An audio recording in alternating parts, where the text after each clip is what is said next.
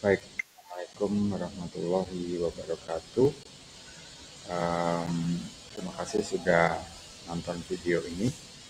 Jadi, video ini merupakan video pertama rekaman saya menggunakan sistem operasi Linux Ubuntu yang diinstal di dalam laptop MacBook Pro tahun 2014. Jadi ini tuh laptop lama yang saya ingin maksimalkan lagi penggunaannya pasca penghentian support macOS terhadap hardware ini, gitu ya.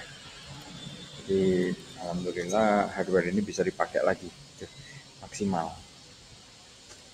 Baik, jadi saya ingin cerita tentang desain besar ya, atau kerangka desain air Indonesia. Kebetulan beberapa waktu yang lalu FITB diminta untuk membuat semacam kerangka besar lah ya pengelolaan air yang sebenarnya sudah sering kita dengar ya istilah kerangka besar ini, grand design. Orang dengan gampang bilang kalau ada masalah selalu ini nggak ada grand design-nya begitu ya. Nah, oleh karena itu saya khususnya itu memang agak gamang gitu ketika membuat satu dokumen dengan judul grand design gitu. Dalam hal ini kegamangan kami, ya, kegamangan saya juga khususnya berkaitan dengan apa iya selama ini belum ada grand design. Nah itu yang sering kami pertanyakan ya. Kenapa ya? Karena tadi saya sering melihat orang ketika ada masalah, kemudian diminta pendapatnya, selalu salah satu alasan pertama yang muncul itu tidak adanya grand design gitu. Nah, jadi saya merasa, aduh jangan-jangan ada ya grand design ini gitu ya. Nah, tapi dari satu sisi yang lain, saya juga ingin yang disebut grand design itu juga mewadahi banyak orang gitu ya, termasuk yang di kampus gitu. Dan juga yang mendalami bidang ilmu tertentu. Nah, barangkali saja ada grand design yang sebelumnya itu belum mengakomodasi secara memadai sudut pandang ilmu hidrogeologi, ya, barangkali. Gitu. Nah, kami mencoba mengangkat sisi ilmu hidrogeologi itu. Itu kurang lebih lah. Jadi sekiranya nanti dalam proses finalisasi ini ditemukan grand design yang lain, seberapapun banyaknya kami akan coba cari intisarinya untuk kemudian kami sisipkan di sini. Gitu ya. Nah, jadi grand design ini pada awalnya memang dipicu atau diberi semangat oleh permintaan Pak Presiden berkaitan dengan program studi yang belajar tentang air yang kurang banyak ya, di Indonesia ini. Nah, sementara itu kami di ITB itu sudah memulai di beberapa tempat sebenarnya, baik di Fakultas Teknik Sipil dan Lingkungan, kemudian di fakultas kami sendiri ya, Fakultas Ilmu dan Teknologi Kebumian itu sudah memulai jauh hari berkaitan dengan studi tentang air. Nah, termasuk di dalamnya adalah air tanah. Nah, khusus untuk air tanah di FITB sendiri, fakultas kami itu sudah ada program studi level S2 yang namanya Magister Teknik Air Tanah. Nah, program ini sudah dimulai sejak 2007 sebenarnya. Namun demikian sampai hari ini memang baru kami yang pertama S2 yang khusus mempelajari air tanah gitu ya. Nah, dari iterasi, dari percakapan banyak orang dikalikan dengan durasi waktu yang cukup lama sejak tahun 2000-an awal, 2010-an sampai kemudian sekarang kita sudah di 2020-an tengah gitu kan ya. Tahun 2025 ini, maka kami mencoba membuat grand design ini ya, ini draftnya yang merupakan sebenarnya tentu kami mengambil inspirasi dari pemaparan, penyampaian dokumen-dokumen sebelumnya terkait dengan grand design air ini yang pasti ada kata kunci integrasi ya. Nah, jadi di sini kami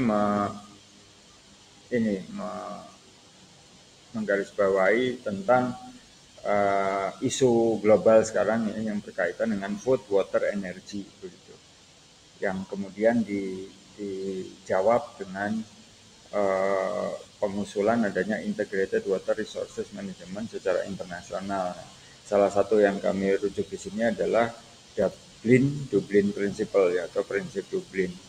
Nah itu di dalamnya ada yang unik. Selain dari banyak aspek teknis yang sudah kita ketahui sejak lama, ada satu aspek sosial rupanya yang diangkat oleh prinsip Dublin ini, yaitu berkaitan dengan sentralitas atau pentingnya seseorang itu memikirkan peran sentral dari perempuan ya, atau women, ya, women centrality ya, sebagai hub sebagai sentral urusan pemenuhan kebutuhan air. Nah itu yang mana setelah kami pelajari itu memang berhubungan dengan bahwa ketika ada masalah air yang menjadi ujung tombak itu sebenarnya bukan bapak-bapak gitu, tapi ibu-ibu ya. Jadi itu kenapa women kemudian menjadi sentral, diusulkan menjadi sentral dalam IWRM ini ya, dalam prinsip Dublin yang membahas tentang Integrated Water Resource Management. Maaf. Nah, jadi di sini kami juga menekankan bahwa air itu memang sudah selayaknya, sudah aja disebut ganda gitu, bukan hanya public goods ya, tapi dia juga sekaligus sebagai economic goods gitu ya. Jadi kita nggak perlu lagi menutup menutup peluang bahwa air itu merupakan barang ekonomi gitu.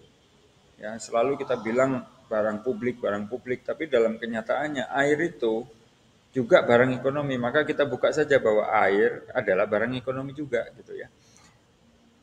Nah, yang berikutnya air itu juga selain sebagai resources ya, seperti tadi saya sampaikan, sebagai sumber daya yang dipakai untuk memenuhi kebutuhan manusia dengan berbagai keperluannya, maka air itu juga ada dalam konteks energi.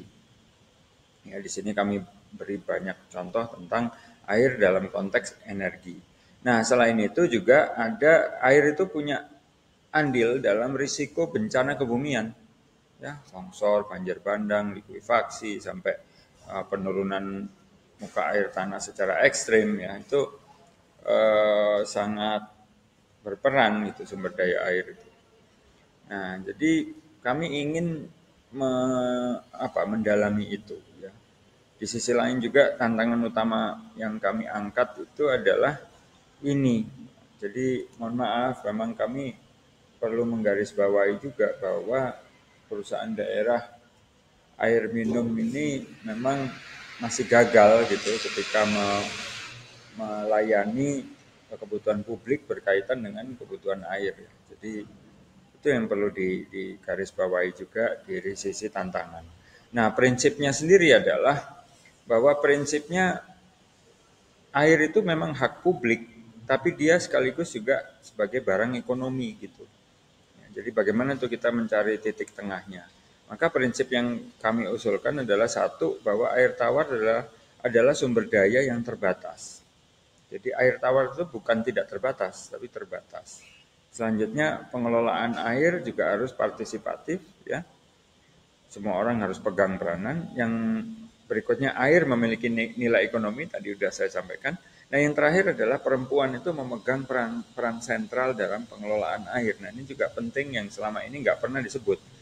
Coba aja sekarang Ibu dan Bapak perhatikan video-video ya Pak Gubernur, siapapun gubernurnya ya, ketika datang ke masyarakat, kemudian di area itu terjadi kesulitan air, yang menghadapi Pak Gubernur, siapapun gubernurnya, itu biasanya ibu-ibu. Jadi bukan bapak-bapak gitu, entah bapak-bapaknya kemana gitu ya. Jadi pengelolaan air itu memang sudah saatnya disentralkan atau dipusatkan kepada peran perempuan gitu.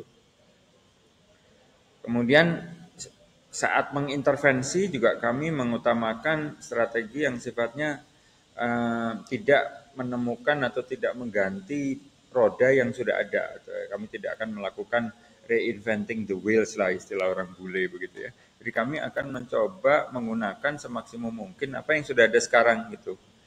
Ya, karena banyak orang bilang misalnya, oke, dari sisi tata kelola kementerian belum lengkap dan seterusnya. Tapi kami juga berpikir praktis sejauh mana, sebisa apa sih kita itu kemudian membuat organ baru di pemerintahan gitu ya. Itu rasanya akan jauh lebih sulit dibanding kita coba membuat benang merah di antara kementerian-kementerian yang sampai hari ini diperintahkan oleh undang-undang untuk mengelola air. Ya, yang jelas kan tiga besar ya, ada dinas PUPR, Kementerian PUPR, Kementerian ESDM, dan satu lagi Kementerian Lingkungan Hidup. Ya, tiga besar itu setidaknya, tentu plus ada yang lain ya yang menangani ini, termasuk misalnya Kementerian apa yang menangani perdagangan, ya itu juga pasti ada itu air sebagai komoditi yang ada di dalam proses industri misalnya begitu ya. Nah, tapi tiga besar ini perlu digabungkan, perlu disatukan gitu, ada hub-nya gitu ya. Itu pendapat kami. Jadi ya mudah-mudahan itu bisa memberikan satu pandangan begitu baru ya. Terus yang berikutnya adalah eh, masalah pendidikan. Pendidikan sekarang ini kan banyak perguruan tinggi yang bilang bahwa oke, semuanya harus ke arah universitas riset misalnya. Kemudian apa ujungnya untuk target internasionalisasi dan seterusnya dan lain-lain lah gitu ya. Nah, cuman kami melihat juga bahwa saat ini yang namanya eh, rekrutmen pegawai itu sebenarnya yang dicarikan S1, bukan S2, bukan S3. Jadi ribuan rekrutmen pegawai yang kita bisa lihat misalnya rekrutmen PNS ya itu semua yang cari S1. Sementara saat ini belum ada pendidikan S1 yang spesialisasinya ada di air tanah ya atau di program yang membahas air secara keseluruhan itu belum ada. Kebanyakan masih di S2 dan S3. Nah, jadi kami mempromosikan pendirian pendidikan S1 itu tentang air. Nah, yang menjadi pendukungnya itu fakultas mana saja ya, bidang ilmunya macam-macam ya, multidisiplin. Yang terpikir di kami cepat muncul adalah FTSL ya, fakultas yang membidangi teknik sipil, membidangi teknik lingkungan, membidangi teknik kebumian ya seperti yang kami lakukan di ITB. Kemudian membidangi analisis kebijakan, membidangi perencanaan wilayah dan kota, membidangi dan sampai ke fakultas atau sekolah yang membidangi ilmu-ilmu tentang sosioteknologi. Gitu. Jadi aspek sosial itu mau tidak mau memang masuk dalam kajian air dimanapun. Kenapa? Karena air dekat dengan manusia, begitu, bukan dekat dengan yang lain-lain, gitu ya. Jadi itu penting. Nah, untuk memberi semangat juga target akhir dari pengelolaan air ini salah satu kata kuncinya adalah bagaimana kita bisa mempromosikan nir banjir Indonesia ya. Nir itu tanpa non. Jadi kalau nir banjir artinya Indonesia tanpa banjir begitu ya. Tentunya ini adalah sebuah program yang atau target yang berat ya, terutama dengan situasi di Indonesia yang macam-macam ya, luas sekali Indonesia itu, masalahnya juga macam-macam. Maka kita perlu membuat sesuatu yang berkaitan dengan bencana yang kronik begitu, yang tiap tahun ada di mana-mana. Yaitu salah satunya adalah banjir. Maka bisa tidak semangat dari grand design pengelolaan air di Indonesia ini, ujungnya mudah-mudahan insya Allah kita bisa menuju ke Indonesia nirbanjir. Ya, tentu dengan berbagai limitasi dan beberapa catatannya, tapi kata kunci nirbanjir Indonesia itu memang harus segera didengungkan begitu, digaungkan agar menjadi semangat yang kontinu gitu. Seperti halnya misalnya kata kunci sustainability, keberlanjutan dan seterusnya, maka sekarang ada kata kunci nirbanjir Indonesia. Nah, jadi kurang lebih seperti itu yang bisa kami sampaikan ya. Saya mewakili tim untuk tim Grand Design ini. Ini masih draft. perlu kami poles lagi, tapi setidaknya kami berusaha menyampaikan apa yang sudah kami pikirkan sampai di titik ini gitu.